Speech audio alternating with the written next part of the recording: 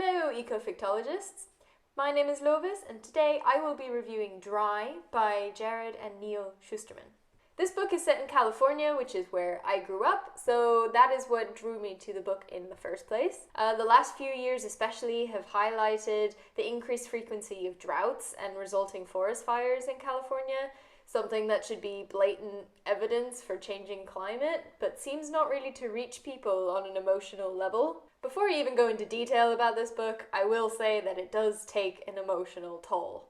When you read this book yourself, I highly recommend that you have a glass of water next to you, because this book makes you thirsty, okay? So you know what? Go get a glass of water now, take a sip, and just enjoy the easy access to water that you have. Right, we've taken our sip, we're hydrated, let's get into it.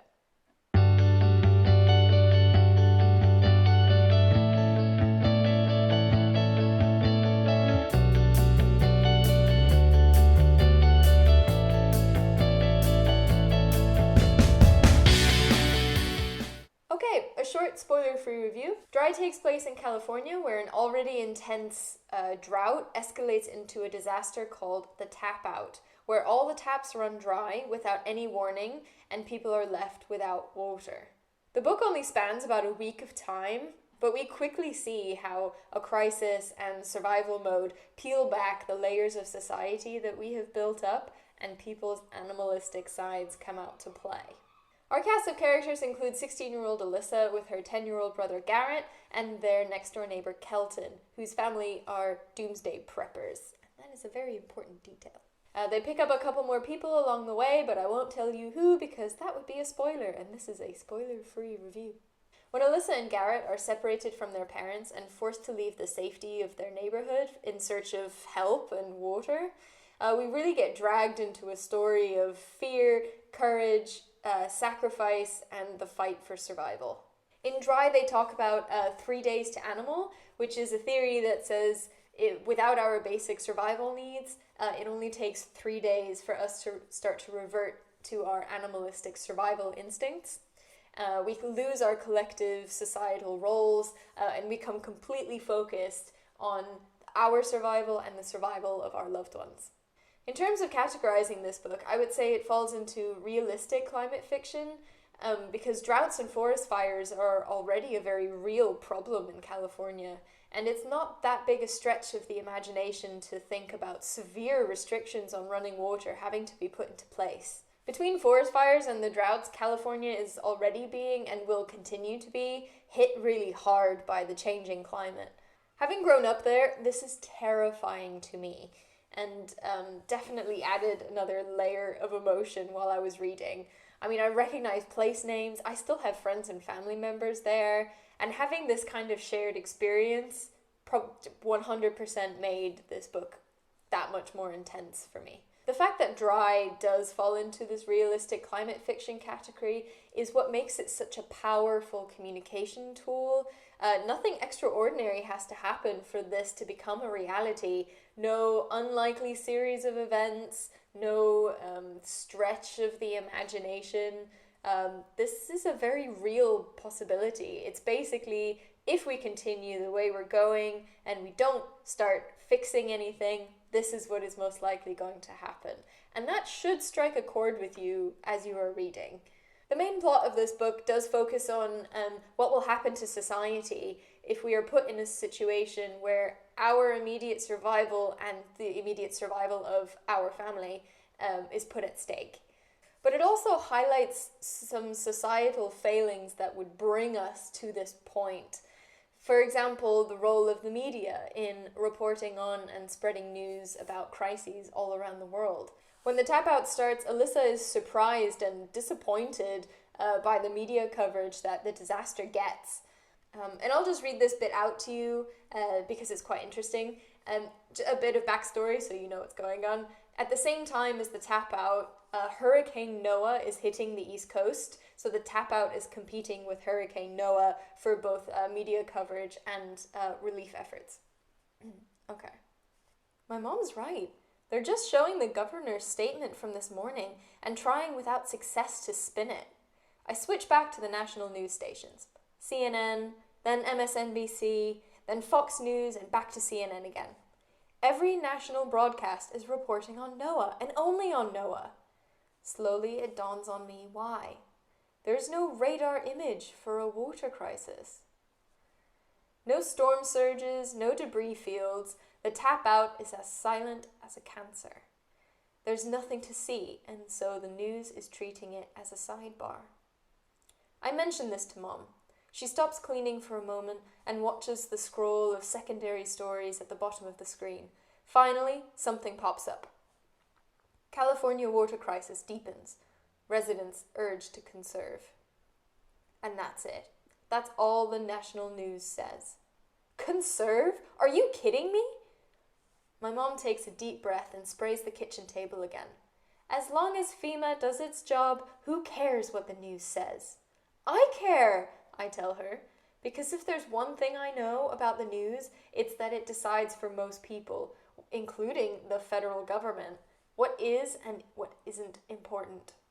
But the big news stations won't give the tap out the critical airtime it needs, not until there are images that are as dramatic as winds taking off roofs. And if it takes that long for the tap out to be taken seriously, it will be too late. The media has so much power where public opinion is concerned. Many people won't dig any farther than their local news channel to find important information, because that's their job, right? To report the news? Yeah, you'd think so, wouldn't you?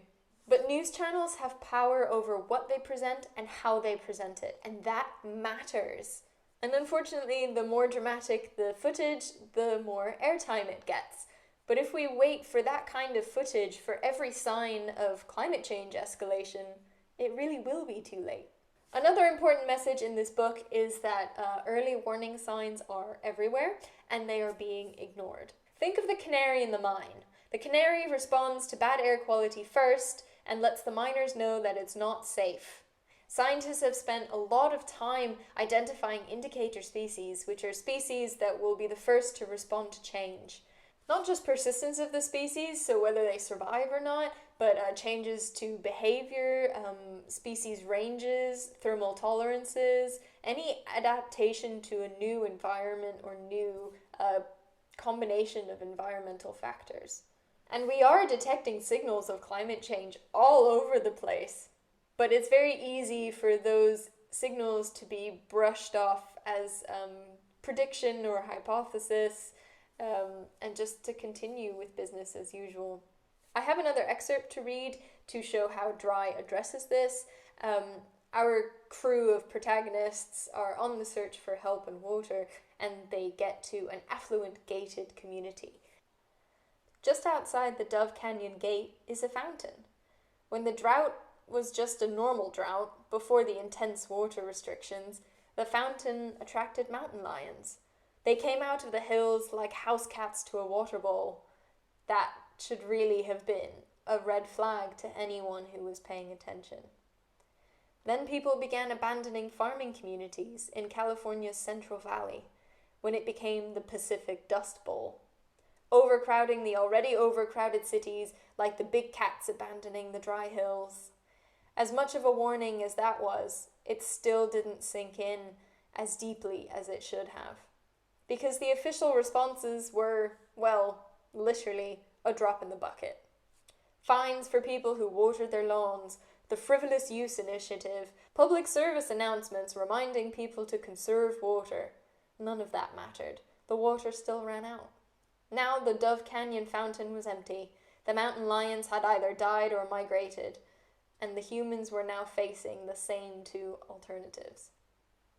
How bad do things need to get before we care if it's not happening to us? What are the limits of our empathy? Do these situations really need to happen everywhere before we react to them? The canaries are singing. It's time to listen. This type of ecofiction, this realistic climate fiction, is really useful in identifying events that are very likely to happen, definitely in our generation, and even in the next decade or two. And it gives us an indication of how we might react to some of those situations. We'd like to think that we would find rational ways of dealing with it, but this book poses the question, what if rationality just goes out the window and all that's left is chaos? While it isn't quite dystopian, I think Dry still acts as a warning for how things might play out, and if we don't want them to play out that way, then we need to start acting now. So there you have it. I hope you've enjoyed my review of Dry by Jarrod and Neal Shusterman. As always, I'm keen and all ears for book recommendations to read and review on my channel, so you can leave them in the comment box below, or you can find me in any of these two places and send me a message there if you would prefer. If you've enjoyed this content and want to see more content like this, why don't you hit that like button, hit that subscribe button, ring the bell, and you'll get notified every time I upload new content. I upload every Wednesday. So that's all from me. Go take a very long drink of water and appreciate the fact that you can. I'll see you next week, Ecofictologists.